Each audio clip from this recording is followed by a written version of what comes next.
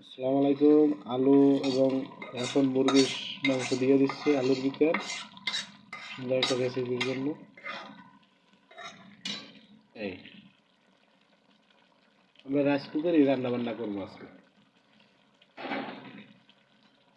মশলা সব দিয়ে এই আলুর ভিতর দিয়ে দিয়ে দিচ্ছে সব।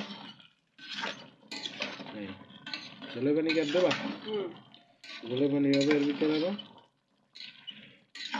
এই দেখতে পাচ্ছেন মুরগির মাংস আর আলু দিয়ে আলু বন্ডা।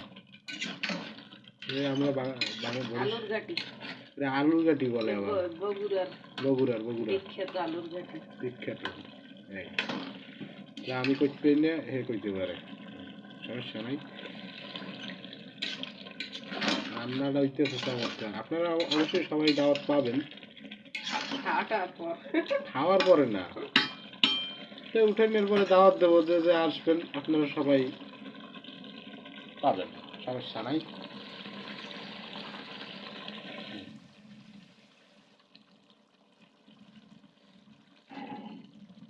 লাগবে আপনারা দেখতে পাচ্ছেন চমৎকার একটি রান্না চলতেছে। অনেকদিন ধরে এই রান্নাটা খাবো, যেহেতু আলুর দাম কম, আলুর গাঠিটা অনেক পছন্দ আমার, এই জন্য আর কি। অনেক বড় বড় অনুষ্ঠান এগুলো এভাবে বানাই।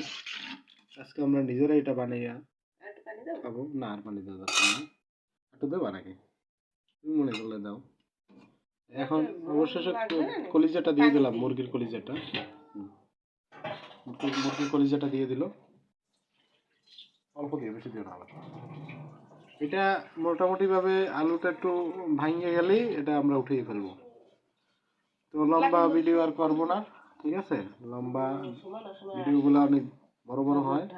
আর একটু পানি দিয়ে দিলাম, এনে এটা ভালো করে জ্বালিয়ে পরিমাণ মতো পানি রেখে তারপর আমরা উঠিয়ে নেব। তো এখানে ভিডিও শেষ করে দিই। এটাকে আমরা পরিমাণ মতো পানি রেখে তারপর এটা আমরা রান্না বান্না শেষ করবো। ওকে, আল্লাহ হাফেজ, ভালো থাকবেন।